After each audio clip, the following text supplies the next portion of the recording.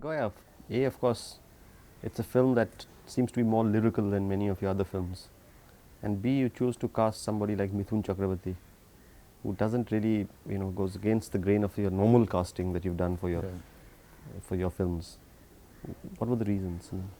I'm glad that you found lyricism in it. Perhaps it is in the whole climate where I did the shooting. And maybe lyricism could surface on the faces of the people whom I ran into every time I was shooting. It was in a Santol Village, the village of the tribals, and that was it. I didn't make any special effort to inculcate lyricism into it. It was very much there, perhaps so. Perhaps I couldn't escape it. That could be one reason. And it was possibly also there in Bhuvansham, which was made years earlier, a kind of lyricism. The lyricism doesn't belong only to the landscapes alone. It is in the behavior patterns of the people, in the relationship of the people, which I also tried to bring in my later films, where I used human beings, the faces, this is all. But I found a kind of lyrical aspect in the kind of relationship that I tried to build up. About Mithun Chakraborty, well, he was not known at that time. I met him, I wouldn't say I met him, I saw him from a distance in Pune, in one of the, convocation, when he was to get a diploma. So we were all invited, guests there, and we were sitting there. I remember I was sitting between, on one side was Kazi, on the other side was Rishikesh Mukherjee. I found one young man teasing the girl students. The way he was teasing the girl students, that impressed me very much. The one should have been absolutely shameless to be able to do that in presence of celebrities and quarter celebrities like me. So I asked Al-Kazi, who is that boy? And he asked me, don't you know him? He's a Bengali. I said, do I have to know all the Bengalis? Oh, no, he is a good actor. He's getting his diploma now. That's all I know about him. And he also told me the name. And then after 2 years, when I decided to make a film, this film, Mriga, I was thinking of somebody who could look like a man, because most of the actors on Indian scene, most of them look like, they're very effeminate in a way. So I was looking for a rugged he-man. So suddenly I remembered the face of this young man.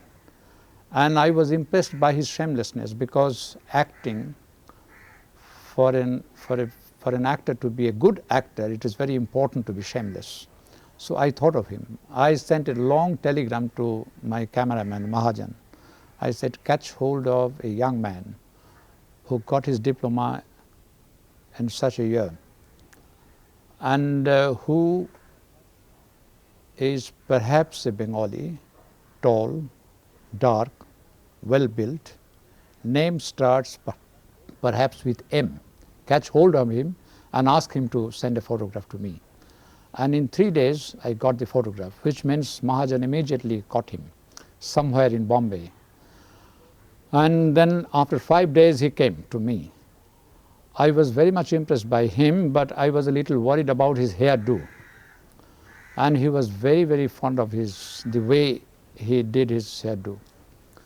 And when he started talking to me, he tried to impress me by saying that he danced with Helen. And I suffered it for 3 times. But on the 4th time when he said it, I said, next time you say it, I will throw you out. And then the day before we started shooting, I called an Adivashi barber and got his hair cut. And he was completely heartbroken. But that was how we started. So it is no problem for me to have him, because I saw him, I found him to be good enough for me. I didn't care to know how good he is as an actor, but I had a hunch that he would do very well, for the simple reason that he could tease the girls the way he did. That was very impressive. You know, I'm take you somewhere else this time to the film that you made in Andhra Pradesh, Oka Uri Kotha. Yes. I find it a little strange that you take a Premchand story which is supposed to be set in the Hindi heartland. Yeah. You are a Bengali director and you choose to make it in Telugu. Yes. What were the reasons that compelled you to do that? Well, firstly, I had to make the film in Telugu because the producer came to me and asked me to make a film the way I want to make it. And he said the only condition is that you have to make it in Telugu. So that was the condition that was imposed on me.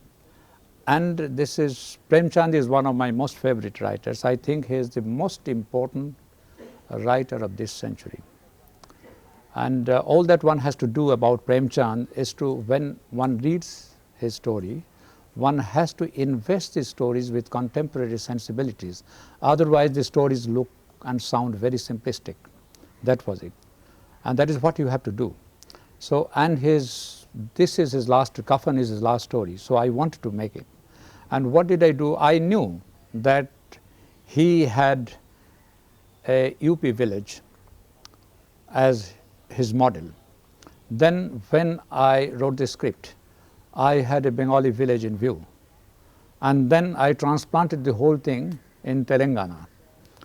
You know, and because I could see that there was no problem, because the main focus was on exploitation,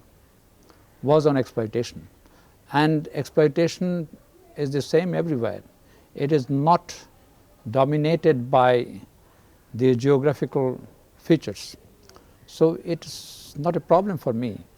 And I could realize even before that there cannot be two stories of poverty and exploitation. There cannot be two different cultures.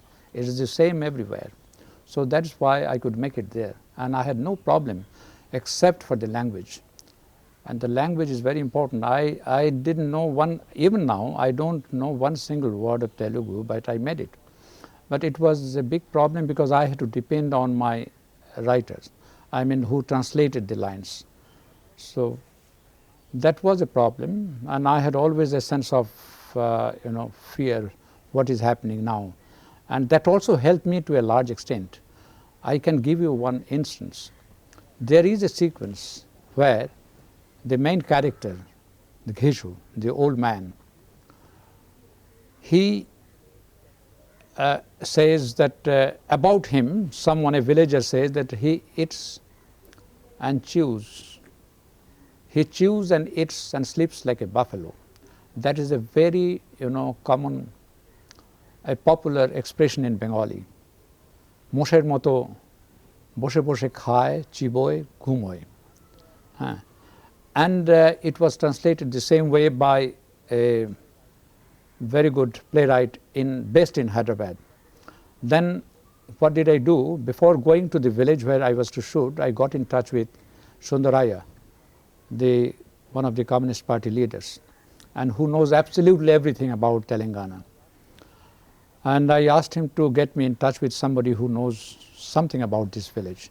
So someone who had no formal education as such, but a Communist Party member, he was with me all the time. And every time I used to shoot a sequence, I used to get the lines read out to him by my Telugu assistant. And when this line was read out to him, he got furious. He said, "What do you say? Now I can see that you come from the city." He was so furious, he said it. And I said, "Why?" I said, "Who says buffalo is lazy? Buffalo is not lazy. Buffalo is our life. Only the city people think that the buffaloes are lazy." And that was a revelation to me. And I can tell you very honestly, had I made this film in Bengali, I would not have gone to anyone else. I would have straightway gone to a village. I would have a good actor.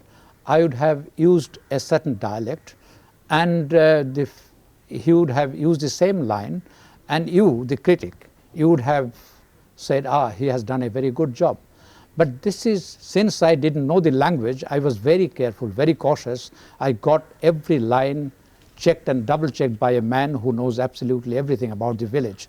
And that was how I could realize how we people with our urban sensibilities, urban values, we thrust ourselves on the rural people. And we proved to be false by that. And that was something great. I can give you another instance. We have another expression which I think you have in Hindi too. The man says, I am cleverer than you. We have a Bengali expression, Tumi cholo dale dale, ami choli pataye pataye. Dal dal pat pat, something like this. If you walk on the branches of a tree, I walk on the leaves. And the translator, I mean the Hyderabad-based playwright, he said that I can give you the translation, exact translation, but we don't have any proverb like this. But it's very good. When it was read out to this man, the unlettered man, he said, he was amused. He said, oh, it's very good. And then very apologetically he told me, we have another expression, perhaps it means the same thing. I said, could you say it? And he said it. And it was sheer poetry. And he told me, he assured me that every villager knows this line.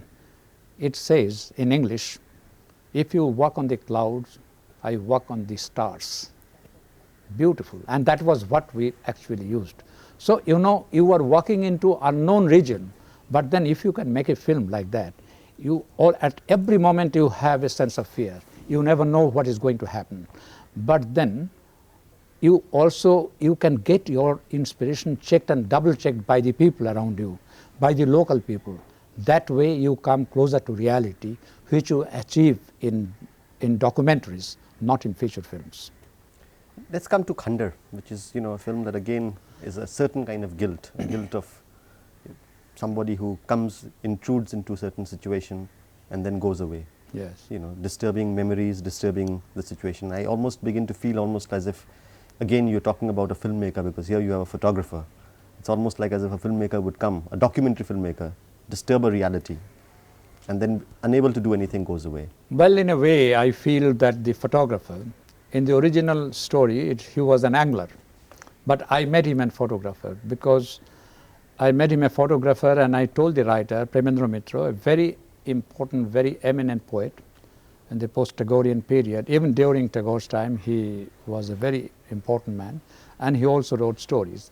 I told him that I am going to make it contemporary. You wrote this story before the war, and this story has elements of pre-war Bengali romanticism, but I want to make it valid for the contemporary period. So I made him into a photographer. So to be very frank with you, he is my alter ego. The photographer is my alter ego.